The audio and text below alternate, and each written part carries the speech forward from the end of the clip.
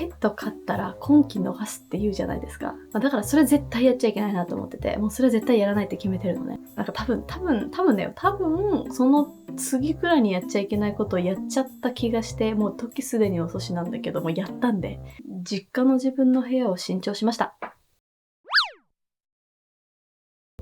どうもまなみです。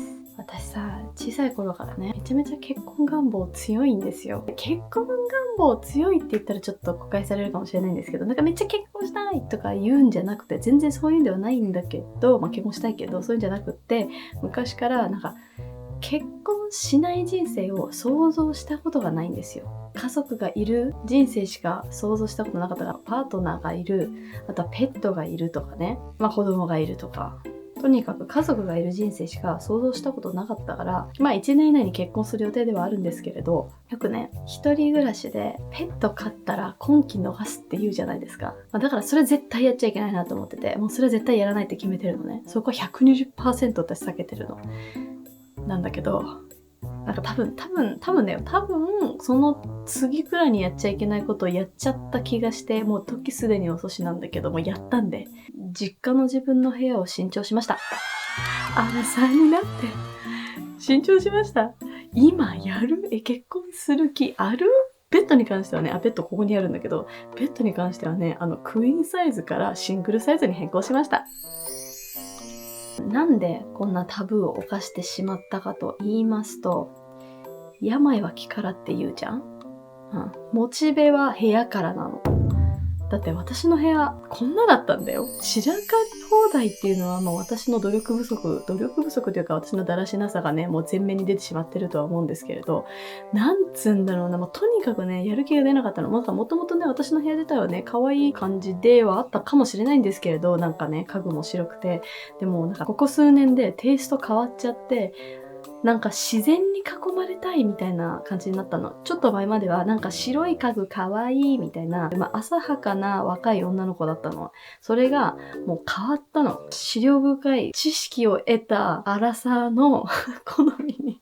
あんまりなんかよくわかんないんだけど、ちょっと深みを増したんですよ。私自身も人間としても深みを増して、なんか部屋もなんかもうちょっと深み増したいなみたいな、浅いことしか言ってないね。ごめんなさい。話戻しますけれど、病は気から、モチベは部屋から。ということで、モチベが上がる部屋を作りたいと思ったわけね。モチベが上がる部屋に住むことによって、私の今のこの怠惰な生活を抜けさせるんじゃないかと考えたわけです。怠惰っていうのはね、何をもって怠惰っていうかというと、やるべきことをやらないっていうのが怠惰なのね。皆さんどうですか？やるべきことちゃんとやってからダラダラしてます？私はしてない。私はやるべきことをやらずに、もう極限までダラダラできるタイプの人間なので、もう自分でも理解できない。なんでやらないの？今日もさ、私試験の丸付けしてないじゃん、結局。あかんよ、それ。あかんよ、もう7月も終わりますよって。よく成績出さんとダメよって。私ができるところまで楽する人間だっていうのは、今に分かった話ではないわけですよ。でもね、なんか不思議なことに、保育園の頃はすごいいい子だった。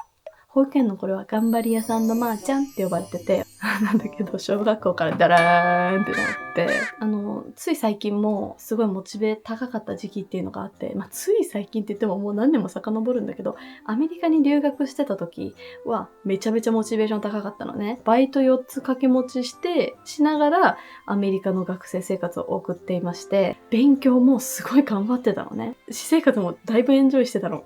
もうすごい行動力でさ、年のせいもあると思うよ。20歳そこそこってなんかめっちゃ行動力あると思うんだけど、場所ってこんなに自分を変えるんだって思ったんだよね。もうその昔の頑張り屋さんのまーちゃんが戻ってきて、周りの環境って大事だなって思って自分が置かれてる。だからモチベーションは家から説を提唱してるんだけれど、ほんでね、結構前なんだけど、元モーニング娘。のね、コンコンこと今野あさみさんが新しいお家を建てた時になんかルームツアー的な動画を出してたのよ。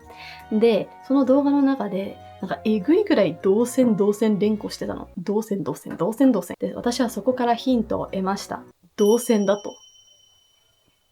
自分の家の中にこう導線を引くことによってね、導線にもう導かれた先にやるべきタスクをこう仕掛けておいて、家の中に導線が出来上がっちゃえば、導線に導かれた先にこうやるべきタスクを仕掛ける。これによって私のようなおサボり大魔人は、導線に文字通り導かれて、罠にかかるんじゃないかって。だから今日ね、この新調した部屋にちょっとやるべきタスクを仕掛けようと思います。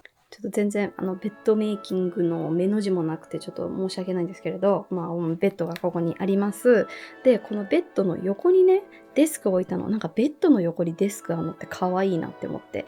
なんかここにランプとかさ、今ないんだけど、ランプとか置いて、ここでなんかこう作業できるようにしたいなって思って、デスクを横に置いたの。可愛いじゃん。日記をここで書いてから寝るみたいな、このもう動線が見えるでしょ。動線が日記ここで書いて、はい、寝るっていう、そういうのにしたいなと思って、まずここに机を置きました。で、今こっちに枕があるんだけど、私結構こっち側で寝ることもあるんですよ。今これただのクッションなんだけど、枕をこっちに置いて、もういろんな向きで寝るのね、私ね。だから、こっち側で寝る時用に、こっちにもテーブル置いてます。なんか寝る前に本読む習慣とかあったらかっこいいなって思って、私本とかなんか一冊も読んだことがないくらいの勢いで本読んでこなかった人生なので、本読む人にすごい憧れるんですね。だからここにランプを置いて、本を置いてみたいな感じで本を読んで寝る。本読んだら眠くなるでしょ、どうせ。っていう魂胆です。なんならもう本をもう置いちゃいます。こんな感じで。もうこれでいいでしょ。もうこんなん開いてんだからいいでしょ、これで。もう目についてちょっと読んじゃうくらいな感じで、こういうトラップをじゃあ仕掛けておきます。ここにはね、なんか水を置ける。これちなみに手作りなの。自分で作ったからさ、このコースターガッタガタなんだよね。見て。コースターの意味って感じではあるんだけど、はい。ここにだから飲み物とかね、寝る前に水飲むじゃないですか。だから飲んだら、水飲んで置いたらもうここがもう勝手に目に入ってくるから。これで本を読む習慣ができる。こっちにもこんな感じで、ちょっとフランス語勉強ノートを開いて置いておいてます。OK。はい。準備完了。もう無視しようがないよね。こっちには本が。で、あちらには、フランス語勉強ノートがあって、もう両サイドにこうトラップ仕掛けてある状態だから、これはね、やるね。今から夜が楽しみです。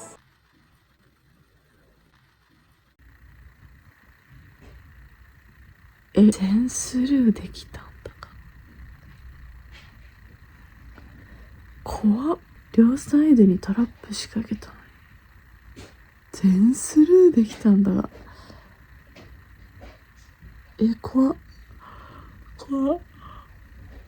部屋入ってベッド直行だったんだけど。くっそー。